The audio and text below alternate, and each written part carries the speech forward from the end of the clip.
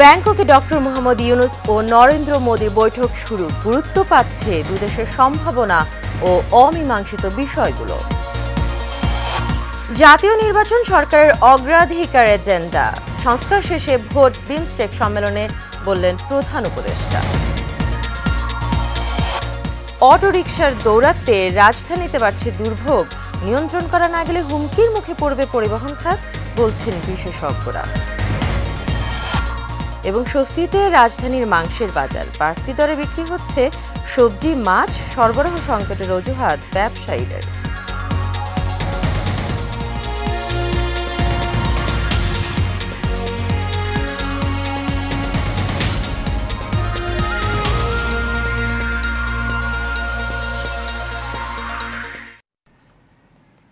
ঈদ মোবারক। স্বাগত এশিয়ান নিউজে। পুরো সময় জুড়ে আপনাদের সঙ্গে রয়েছে আমি অরণ্য বিনতি ইউনুস। এতক্ষণ শুনছিলেন বিআরবি কেবল ইন্ডাস্ট্রিজ লিমিটেড সংবাদ শিরোনাম। এবারে চলে যাচ্ছি পুরো খবরে।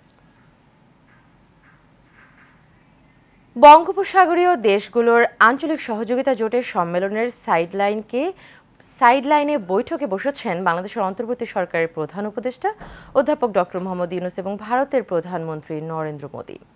থাইল্যান্ডের রাজধানী ব্যাংককে দুপুরে এই বৈঠক শুরু করেন দুই দেশের সরকার প্রধান। অন্তর্বর্তী সরকারের দায়িত্ব গ্রহণের পর এই প্রথমবারের মতো ডক্টর ইউনূসের সঙ্গে বৈঠকে বসেছেন নরেন্দ্র মোদি। এই বৈঠকে দুই দেশের অমীমাংসিত নানা বিষয় নিয়ে আলোচনা চলছে।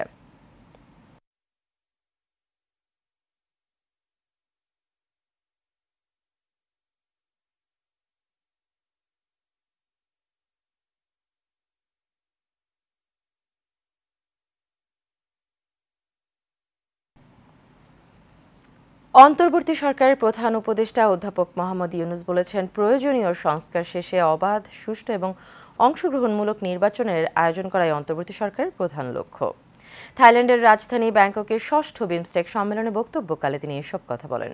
প্রধান উপদেষ্টা আরও বলেন, বর্তমান সরকার দেশের প্রতিটি নাগরিকের সংবিধানগত অধিকার নিশ্চিত করতে এবং সমুন্নত রাখতে, বিশেষ করে নারী, জাতিগত এবং ধর্মীয় সংখ্যালঘুদের অধিকার সংরক্ষণের ক্ষেত্রে দৃঢ় প্রতিজ্ঞ। লিখিত বক্তব্যে প্রধান উপদেষ্টা ডক্টর মোহাম্মদ ইউনূস আরও বলেন, অর্থনৈতিক স্থিতিশীলতা পুনরুদ্ধার এবং টেকসই প্রবৃদ্ধির জন্য সুদূরপ্রসারী সংস্কার বাস্তবায়নে অন্তর্বর্তী সরকার দৃঢ় প্রতিজ্ঞ। সুশাসন, দুর্নীতি দমন এবং অর্থনীতির প্রতিটি ক্ষেত্রে শৃঙ্খলা ফিরিয়ে আনতে প্রতিশ্রুতিবদ্ধ।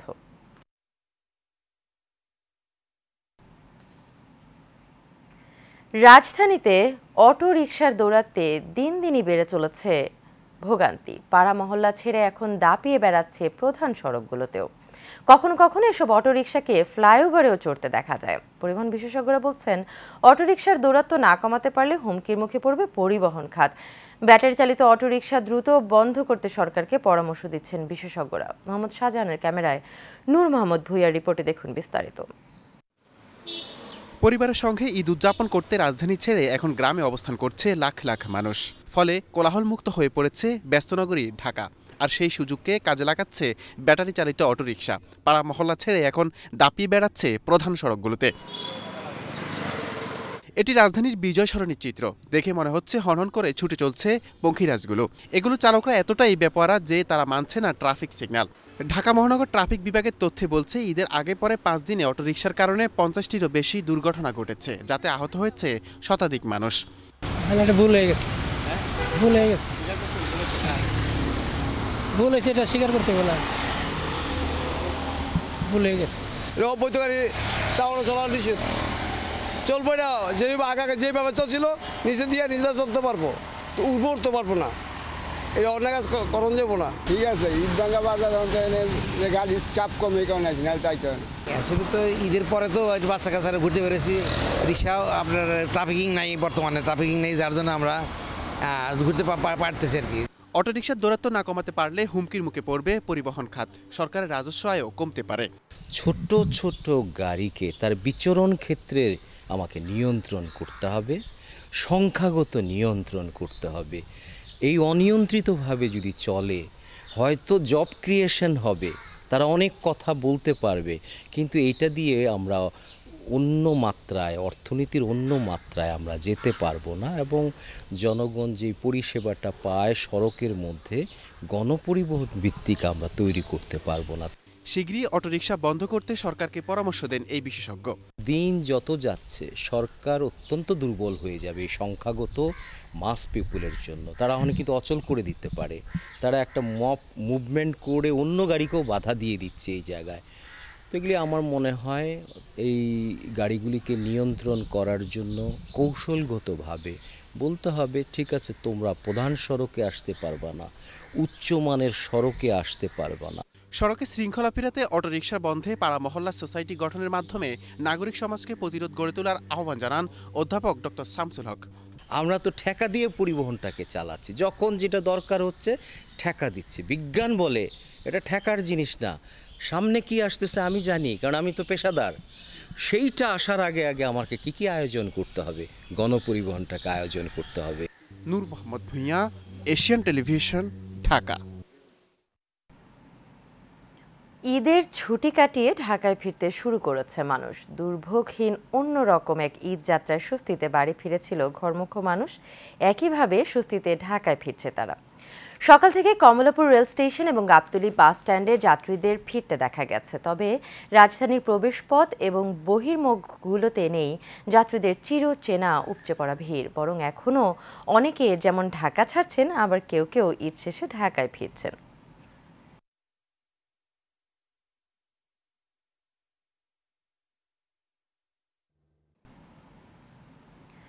রাজধানীতে স্বস্তিতে মাংসের বাজার, বাড়তি দরে বিক্রি হচ্ছে সবজি, মাছ। সরবরাহ সংকটের অজুহাত ব্যবসায়ীদের। ৮০ টাকার নিচে মিলছে না সবজি। বিক্রেতারা বলছেন ঈদের ছুটির কারণে বাইরে থেকে খুব বেশি পণ্য আসছে না, তাই আড়তে দাম বাড়তি।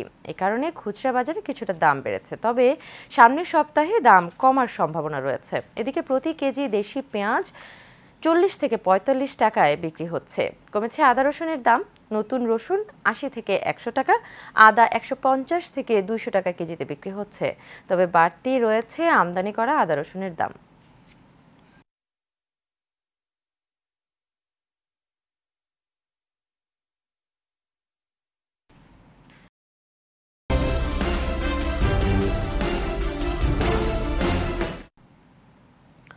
বিএনপির ভারপ্রাপ্ত চেয়ারম্যান তারেক রহমানের নির্দেশনা এবং চেয়ারপারসনের উপদেষ্টা যুক্তরাজ্য বিএনপির সভাপতি এম মালিকের পক্ষ থেকে বগুড়ার শিবগঞ্জে ঈদ সামগ্রী বিতরণ করা হয়েছে। সরকারি MH কলেজ মাঠে অসহায় মানুষদের মাঝে এই ঈদ উপহার বিতরণ করা হয়। এতে প্রধান অতিথি হিসেবে ভার্চুয়ালি যুক্ত হন যুক্তরাজ্য বিএনপির সহ প্রচার সম্পাদক অধ্যাপক ডক্টর মোহাম্মদ মইনুল ইসলাম। বিশেষ অতিথির বক্তব্য রাখেন নূর মোহাম্মদ রুবেল, আনোয়ার পারভেজ ও মোহাম্মদ আলী সহ অনেকে।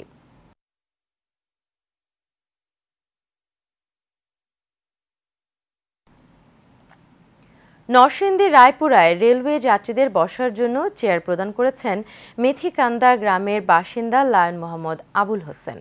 এ সময় তিনি বলেন, মেথিকান্দা রেলওয়ে স্টেশন দিয়ে হাজার হাজার যাত্রী দেশের বিভিন্ন অঞ্চলে যাতায়াত করে, ফলে স্টেশনটির গুরুত্ব অনুযায়ী যাত্রীদের সেবায় চেয়ার প্রদান করেন তিনি। এ সময় উপস্থিত ছিলেন স্টেশন মাস্টার আশরাফ আলী।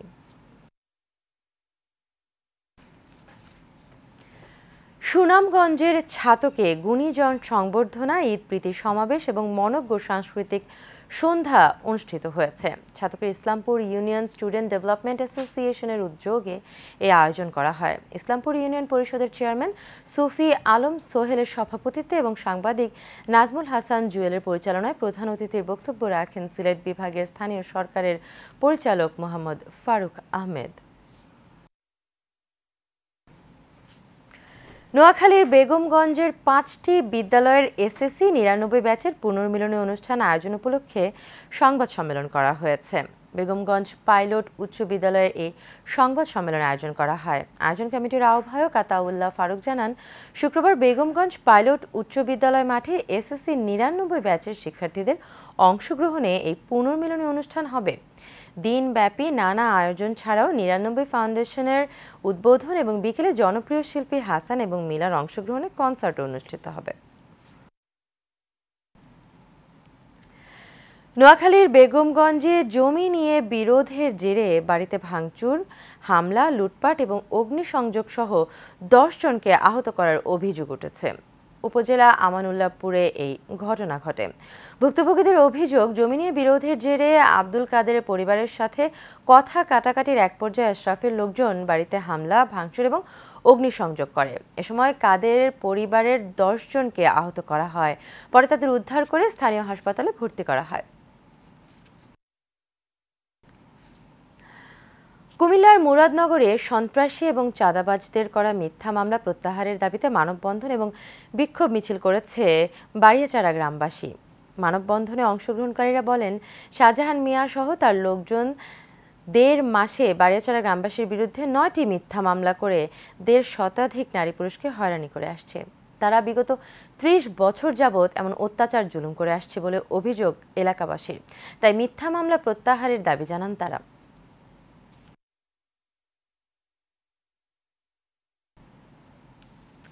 সন্ত্রাস, চাঁদাবাজ এবং মাদকের সঙ্গে যারা জড়িত তাদের কারোরই বিএনপিতে ঠাঁই হবে না বলে মন্তব্য করেছেন চাঁদপুর জেলা বিএনপির যুগ্ম সাধারণ সম্পাদক তানভীর হুদা। ছ্যাঙ্গারচর ওয়ার্ড বিএনপি এবং সহযোগী সংগঠনের দলীয় কার্যালয় উদ্বোধন এবং ঈদ পরবর্তী অনুষ্ঠান শুভেচ্ছা বিনিময় উপলক্ষে সমাবেশে কথা বলেন তিনি। পৌর যুবদলের সাবেক সাংগঠনিক সম্পাদক মনির হোসেন মোল্লার সভাপতিত্বে এবং পৌর বিএনপির সাবেক সাংগঠনিক সম্পাদক কবির হোসেন প্রধান এবং পৌর ছাত্রদলের সাবেক সাধারণ সম্পাদক গাজী মাজহারুল ইসলামের সঞ্চালনায় বক্তব্য রাখেন জেলা বিএনপির সহকোষাধ্যক্ষ বশির আহমেদ সরকার সহ আরও অনেকে। সাভারের বিরুলিয়া ব্রিজ ফুড কোর্ট মার্কেটের বিভিন্ন দোকানে চাঁদা দাবি, ভাঙচুর এবং মারপিটের ঘটনা ঘটেছে। এ ঘটনায় বিল্লাল নামের একজনকে গ্রেপ্তার করেছে পুলিশ। এ ঘটনার পর মার্কেট এবং দোকান মালিকরা বিষয়টি যৌথ বাহিনীকে জানান। পরে যৌথ বাহিনী এবং সাভার মডেল থানা পুলিশ ঘটনাস্থল পরিদর্শন করে বিল্লাল নামের একজনকে গ্রেপ্তার করে। এ বিষয়ে মামলার তদন্তকারী কর্মকর্তা SI আব্দুল ওহাব জানান, এই ঘটনায় থানায় মামলা হয়েছে, একজনকে গ্রেপ্তার করা হয়েছে। নরসিংদীর মেহেরপাড়ায় ঈদের জামাত শেষে টাকা কালেকশনের হিসাব চাওয়া নিয়ে চৌয়া দারুল হুদা কওমি হিফজ মাদ্রাসার সভাপতি আব্দুল বারিককে প্রাণনাশের হুমকি দেওয়ার অভিযোগ উঠেছে। ভুক্তভোগীর অভিযোগ, মাদ্রাসার টাকা কালেকশনকে কেন্দ্র করে চৌয়া দারুল হুদা কওমি হিফজ মাদ্রাসার কোষাধ্যক্ষের সাথে তর্ক হয় তার। বিষয়টি সমাধানের চেষ্টা করলে তাকে প্রাণনাশের হুমকি দেওয়া হয়। জীবনের নিরাপত্তা চেয়ে মাধবদী থানায় একটি অভিযোগ দায়ের করেছেন তিনি। শেষ করছি এশিয়ান নিউজ। তবে যাবার আগে বিআরবি কেবল ইন্ডাস্ট্রিজ লিমিটেড সংবাদ শিরোনামগুলো জেনে নেব আরও একবার।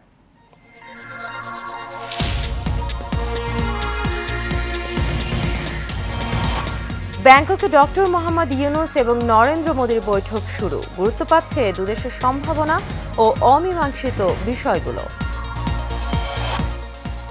জাতীয় নির্বাচন সরকারের অগ্রাধিকার এজেন্ডা। সংস্কার শেষে ভোট, বিমস্টেক সম্মেলনে প্রধান উপদেষ্টা বললেন।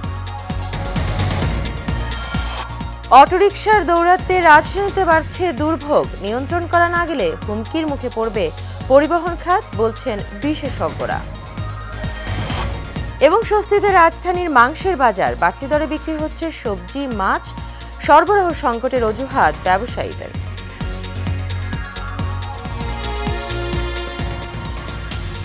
এশিয়ান নিউজে পর্যন্তই। পরবর্তী সংবাদ দেখার আমন্ত্রণ রইল। এতক্ষণ সাথে থাকার জন্য সবাইকে ধন্যবাদ। ঈদ মোবারক।